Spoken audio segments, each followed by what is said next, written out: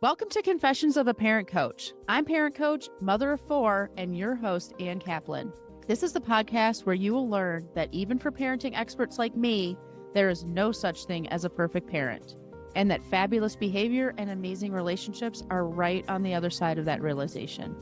If you're working your butt off to do right by your kid, honor yourself, and go beyond the BS around you, you are my person, and this podcast is for you. Full disclosure, I'm a sometimes potty talker, and we deal with the challenge of raising kids here. This podcast is for grown-ups, so stick your earbuds in and let's do this. Welcome into another episode of the podcast, everybody. I'm excited to be here with you again this week, talking about something that I have found myself saying many times over the last couple of months to people, which is conscious parenting requires a conscious parent. And the topic that I want to talk about and sort of come back around to that sort of like takeaway soundbite is this feeling of like wanting to know what to do when we are in any situation, does not have to be parenting at all. I am in situations all the time as a coach where my clients are really wanting me to help them figure out what to do in a certain situation and feeling really now I'm feeling frustrated, the client is feeling really frustrated and stirred up and angry and anxious and worried and sad and hurt and all of these things, but really just wanting to like not deal with that stuff at all, because it's like I have to figure out what to do. And I'm going to give you an example. This is my quote unquote confession for you this week, although it's not really a confession because it's just a story from one of my clients, not me. I'm confessing on their behalf and anonymously since I would never reveal my clients' identities on the podcast. So I have a newish client. So sometimes the reason why people hire me is because because they're going through a really, really challenging, maybe even high conflict separation, and they want to have some coaching on like how to deal with that, how to be a good co-parent in that situation, and just how to parent when this really, really hard thing is going on in your life. And it doesn't feel this way to a lot of these parents, but really in a really weird way, it's the exact same kind of coaching that I would be giving them if they were trying to parent while going through any hard thing. It feels like a separation, a high conflict separation, or a separation that is just extremely painful, is its own beast, because of course it has to do with the other parent of your kid. And there's like this collaboration and coordination that needs to happen around co-parenting and stuff like that. So it feels like it's its own beast. And in some ways it is, but in a lot of ways, it's the same as if you were going through any other trauma while also having to parent. Maybe it's like the loss of a loved one, or you get fired, or I mean, all of us, no matter what kind of parenting situation we're in, we've all at least once been in a situation where we need to parent, but we're also just extremely, extremely dysregulated. So like maybe you've had like a huge fight with someone, or you got fired, or you got like a really stressful employee review, or your, whatever, your house burned down. I'm thinking of like all these scenarios that I've either been in myself or I've helped other people navigate through, where, the day-to-day demand is still there. But there's also like a horrifying tragedy happening at the same time that you have to navigate. And so right now I have a new client who has hired me because they are going through a really, really hard separation, and it's absolutely very dysregulating for them. And they also are just really wanting some input on how to navigate things like interpreting their parenting plan and stuff like that, and dealing with it when the other parent isn't following the parenting plan, and making decisions about what to do in those kinds of situations. And when I'm in situations like that with clients, there is almost like this sort of like friction between me and the client. And I really wish that that weren't the case, but it's a friction that results from something supernatural. I would hate when I say supernatural because it sounds like I'm saying supernatural, like Superman or something magic, like, I don't know, clairvoyance or something. It's supernatural. What I meant to say is it's very natural. It's perfectly understandable. It's totally normal. This friction arises from something that's so normal and understandable, which is when we are dysregulated, the last thing we focus on is re-regulating ourselves. And actually, it's not even true to say that. When we are dysregulated, we actually are very focused on re-regulating ourselves through ways that actually won't re-regulate us. So this person said something that really upset me. My focus is going to be on, correcting that person, proving that person wrong, proving that I'm right, mudslinging against that person, winning the argument with that person, right? Because in our brains, this person said something that upsets me. I don't like feeling upset. The way for me not to be upset is for that person not to say that thing or not to act that way or to, for what that person said not to be so that I don't have to feel upset. So it's weirdly, the focus is on trying to help the upset go away, but it's in a wrong-headed approach because the truth is that we can't change the world around us. But that also, even when the world around us does change, the emotional turmoil that the world around us, poked at is still present. And what's also true is that when we try to solve a problem while we're dysregulated, we do a terrible job. So that's why this friction arises between me and my clients sometimes is, I'll give you an example. Like this co-parenting dyad has a very strong disagreement about what a certain part of their parenting plan. One person thinks that it means that the exchanges should happen in this location, and the other person thinks that it means that it's perfectly fine for them to happen at this other location. And the truth is that the parenting plan could be interpreted either way. But both of them are very convinced that the other person is actually not following the parenting plan, that they're violating the parenting plan. And in their violation of the parenting plan, the thing that they want to have happen, their interpretation of the plan is extremely either cumbersome or actually painful and hurtful because they're taking it personally and all of these things. And so there's this just stirred upness. So my client will come to the session and say, what am I supposed to do? This person said I'm supposed to pick up the kid over here, but the parenting plan says I should pick the kid up over here. Pickup is tomorrow. What am I going to do? How do I set a boundary? How can I make this person see that they actually need to meet me at this location? And what if they don't do it? And then now I have to drive to this other location. And by the way, maybe I can accommodate that today, but like in a couple of weeks, school's going to be starting. This isn't going to work anymore. This can't be the way that things are going down. And what they're coming to the session wanting is for me to tell them, here's what your parenting plan actually says. This is my interpretation of it. You should go to this location, or you should call your lawyer, or you should. This is what you should do. Do this. That's the focus of a dysregulated mind, is to get rid of the thing that is dysregulating it. Get rid of this conflict in this scenario. Resolve the disagreement, because then I won't feel this tumultuous, chaotic, horrible crap that's inside of me.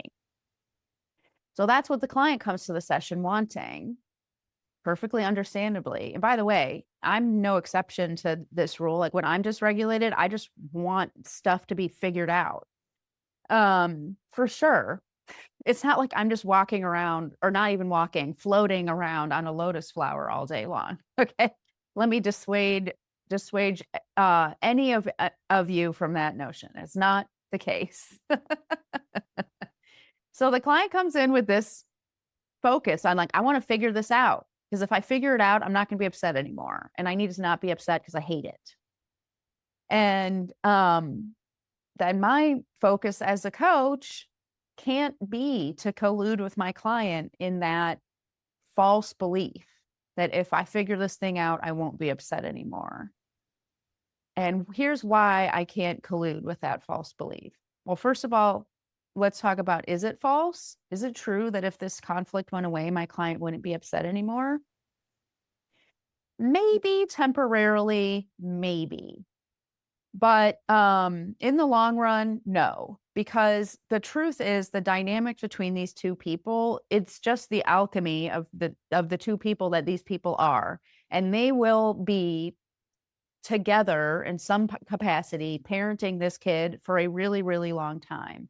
And this kind of scenario is going to continue to arise.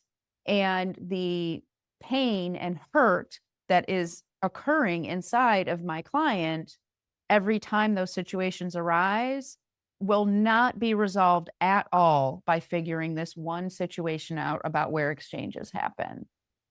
I will not have made one iota of difference for this client in terms of their ability to co-parent in peace, joy, and love in perpetuity by colluding with my client to solve this drop-off thing.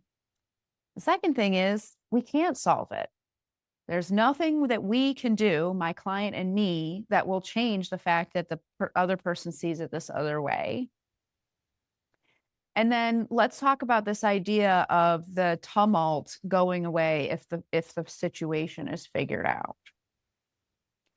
I'm going to give you an example from another client that's going to do a really good job of demonstrating what I'm talking about. So I have a client right now whose kiddo tends to, like, really overreact when things don't go his way.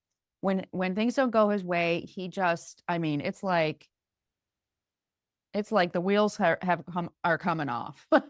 This kid's like screaming, he's causing problems with his sibling, he's running around the house, he's breaking things, he's just totally out of control.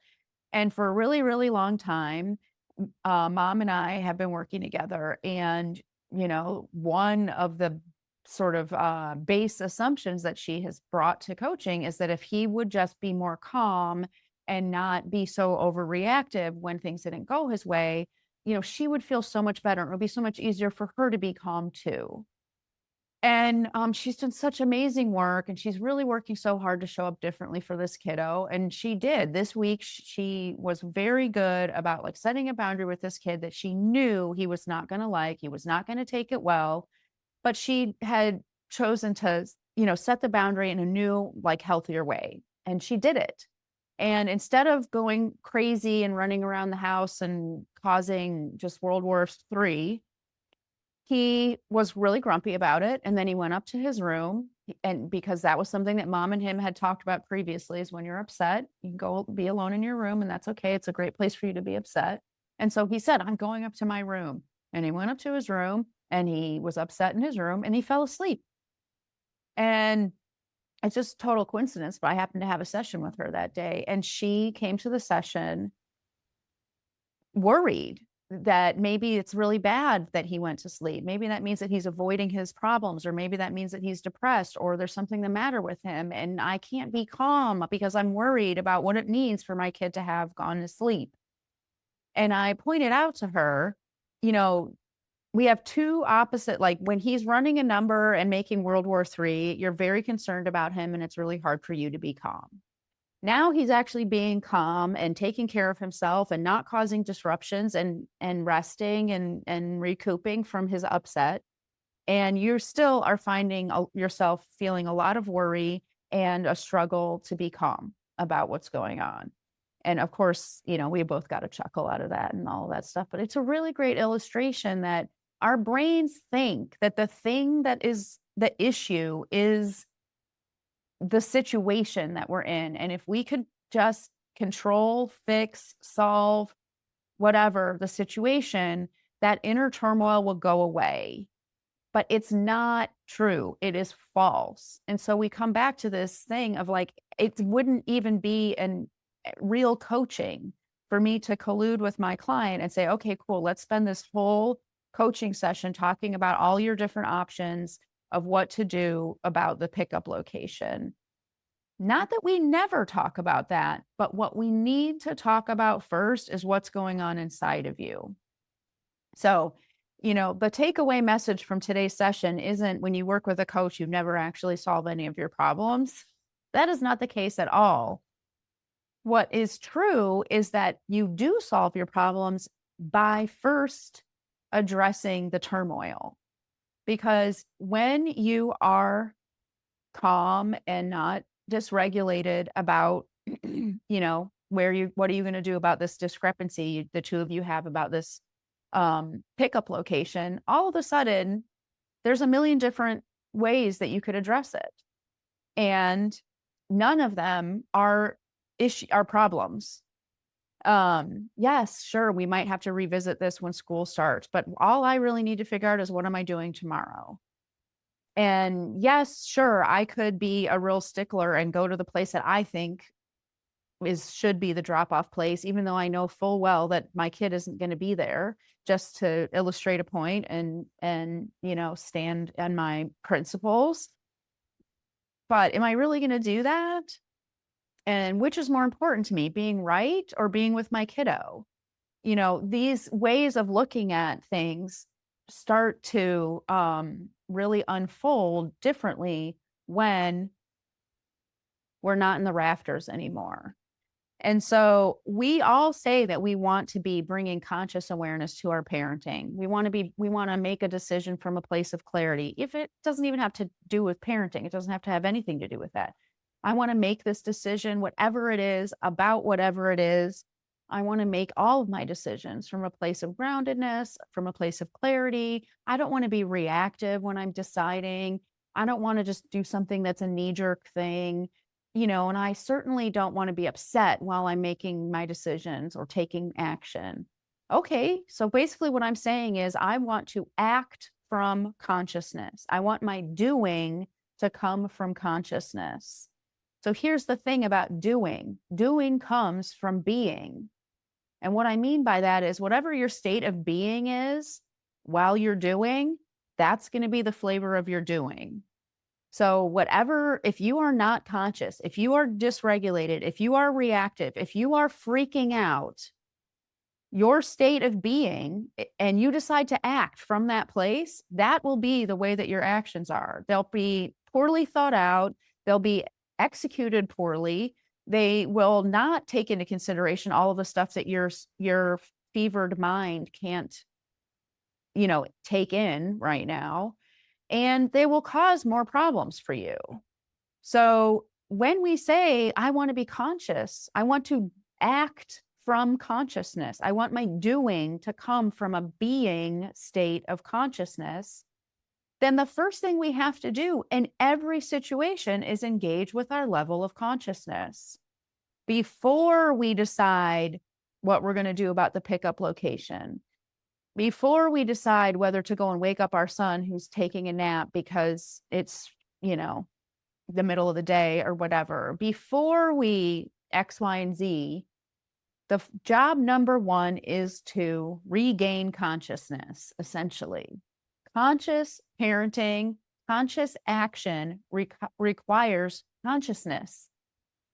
Conscious parenting requires a conscious parent.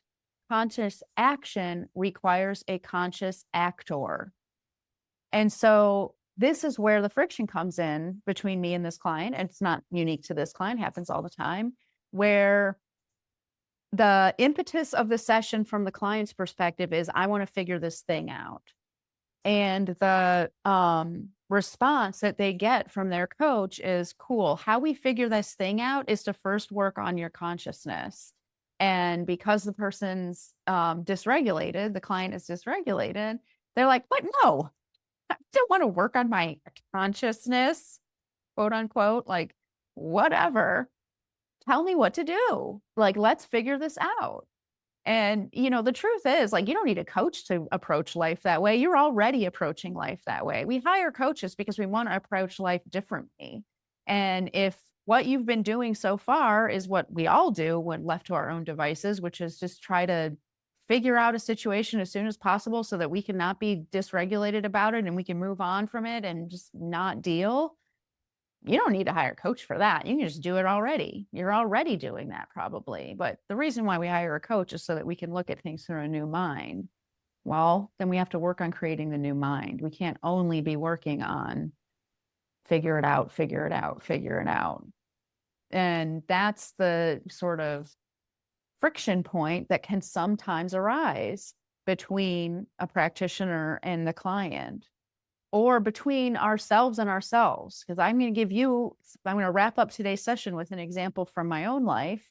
So a lot of you know, I'm assuming if you're a regular listener to the podcast, you already know that I'm running this retreat in October. It's a huge focus of my practice this time of year is filling the retreat and running the numbers of the retreat and planning all the logistics of the retreat and getting all the people that I work with on the retreat, like just retreat.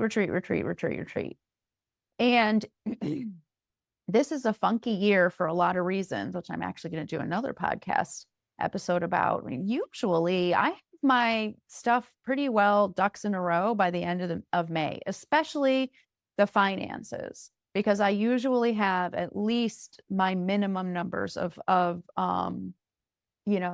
guests, and usually far more than my minimum numbers of guests by the end of May. And there's a lot of reasons why it didn't happen that way this year. Like I said, stay tuned to a future episode for that. But it absolutely is creating stress in me because I love the retreat. I want to run the retreat. I have a very strong commitment to it, not just for myself, but for my clients. And I also believe in the magic that happens at the retreat. That's something I can't deliver any other way to people. And it's just truly a life-changing thing. It is so incredible on so many levels. And so I am very focused on figuring this out.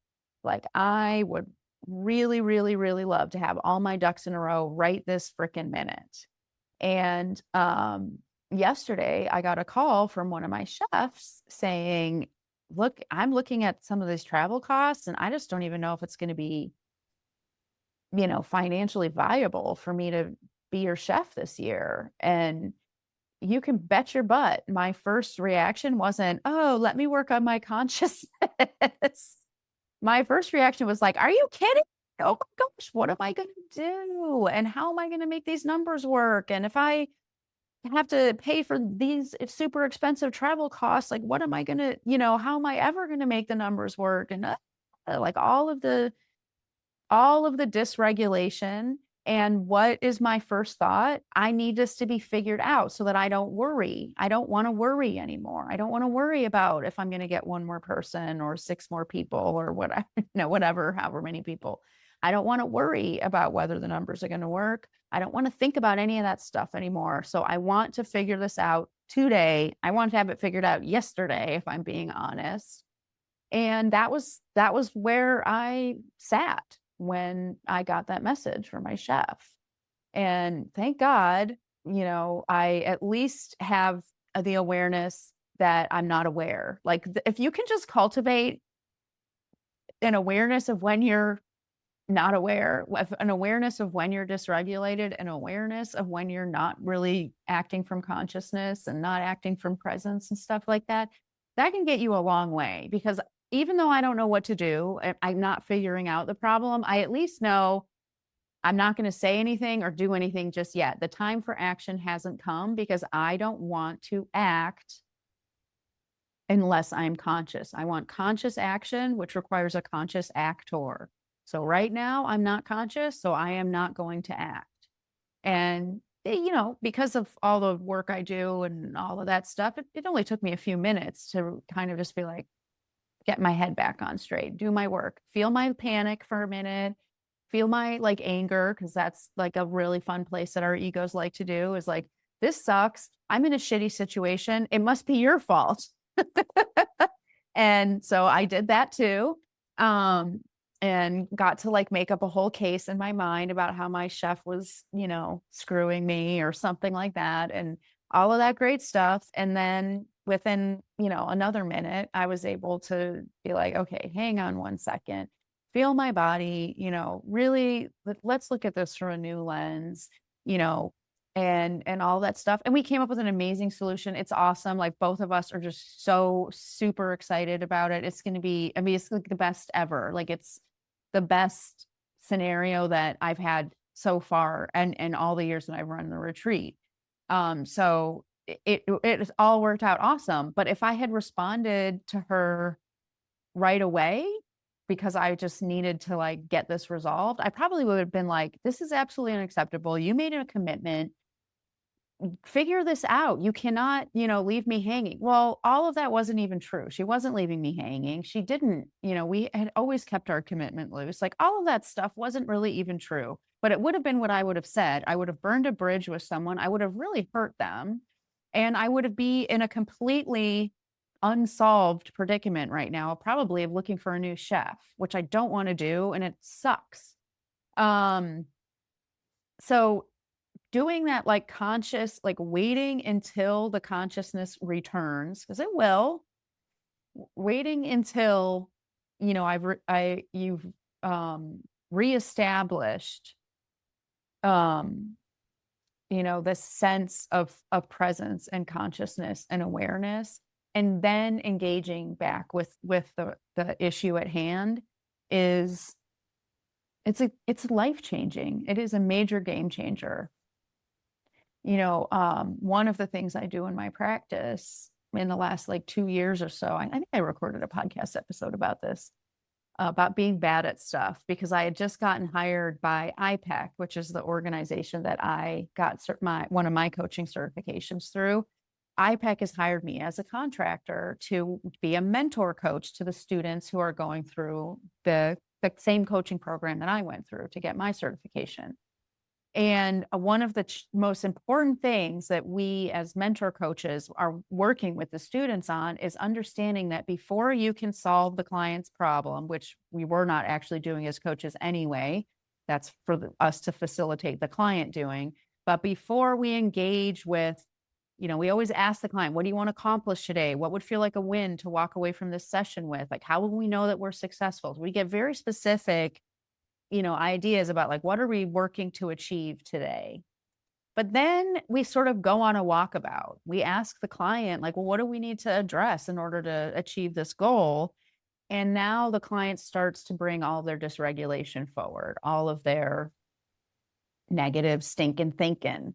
And it's a super common challenge for a new coach or these students who are becoming coaches, that they are fixated on the goal. Oh, you said you wanted to walk away with a to-do list. So I'm going to ask you, what do we need to address? You're going to tell me, well, I feel really anxious about, this project. So that's why I haven't made the list. And then the next question out of the student's mouth will be like, well, what things do you want to put on the list? Do you see? It's the focus on figuring this thing out. You told me you want to figure this thing out. As the new coach, I'm going to help you figure this thing out. That's really great. Except if the client could tell you what they want to put on the list right now, they wouldn't need coaching around it. You have to go on the walkabout to raise consciousness. And then from a state of heightened consciousness, look at the situation anew and then figure it out. So a conscious action requires a conscious actor. When we are not conscious, no matter how messy or urgent our predicament seems, it's not about wrong or right. It's just about the truth. You can't solve it, no matter how urgent it is, and no matter how messy it is or how much it needs to be solved. You suck at solving it until you work on your consciousness first. That's just facts. So if all of us, myself included, if we continue to just be doggedly focused on and rigidly attached to figure it out, all we're doing is prolonging our own suffering. If we can just break the cycle enough to say, hang on a second, I'm not conscious, and just work even just a tiny bit on raising, it's not like you have to go from like wigging out to being the Dalai Lama, but just go from like wigging out to being like, okay, this actually isn't an emergency. And just sit in that calmness and peace for a minute. And then look at the problem again. This is what coaching does. This is what people who have worked on their own consciousness and living in awareness do. And it's what I really want to emphasize to everybody who listens to this podcast, that consciousness piece is everything. Because the truth is, and this is another lesson we teach when we're working with student coaches, the truth is, like, you have all the answers. The client has the answers. It's the cloud of dysregulation that is blurring their vision. And once that aha happens, once a little shift happens, once some consciousness comes back into the equation, everything works itself out. I mean, the solution that I came up with my chef yesterday would never have occurred to me until, I had sat with myself for a minute. It really wasn't, I promise you, it was not in my awareness at all at first. And then, we came up with like this perfect solution that was just like, oh my God, I can't believe we never even thought of this before. Like, holy cow, this is a no-brainer, so much better. So, so the good news is I still have a chef. Also, the retreat is still happening. Everything's going to be okay. Turns out I didn't need to flip out. And it's all just such a great example. Conscious action requires a conscious actor. So how much of your focus are you putting onto your consciousness versus how much are you putting onto your action? And just coincidentally, and I truly mean that, it just literally popped into my mind just now, but this is a perfect segue into some of the topics that we're covering at the retreat. You've heard me talk about the anatomy of peace. That is something that we're going to be talking about at the retreat. And one of the reasons why I love the anatomy of peace so much is they have something in there called the pyramid of influence. And the very tippity top triangle of the pyramid of influence is fixing things and making them go the way that you want them to go. And the bulk of the rest of that triangle is, how are you promoting things going well? And the very foundational element of that pyramid is, what is your way of being? Meaning, what is your level of consciousness? What is your level of presence and awareness? If we're using IFS language, you could say, what is your access to self energy? Because when that foundational piece is in there, everything else just flows. And you'll be very, very surprised the solutions you come up with. Also, the things that you realize they're not really issues anyway, so you don't need to deal with them. All of these things. It's like you're looking at everything with new eyes when you focus on your consciousness first. So, how much time are you spending on consciousness versus how much time are you spending on figuring stuff out? If you flip-flop those numbers, you'll probably be flabbergasted to see how well your life works. And if you are that person who has been listening to these podcast episodes and hearing me talk about the retreat and just feeling that little maybe thrill or tingle of excitement about it or temptation about it, and telling yourself not to listen to that or dismissing it or telling yourself you don't get to honor that or this isn't for you, now is your time to reach out to me. That one spot is waiting with your name on it, just waiting for you to claim it. And I can't wait to make it happen for you, whether it's working with your finances, working with your budget, with your logistics, with your timing, with all of these things are possible when we work on our consciousness first. And it's true for me too. Just yesterday, I had to do that whole consciousness spiel on myself so that I could make something happen for the retreat. And I bet you that the two of us could do the same for you. All right, everybody, have a great week, and I'll talk to you again soon. Bye.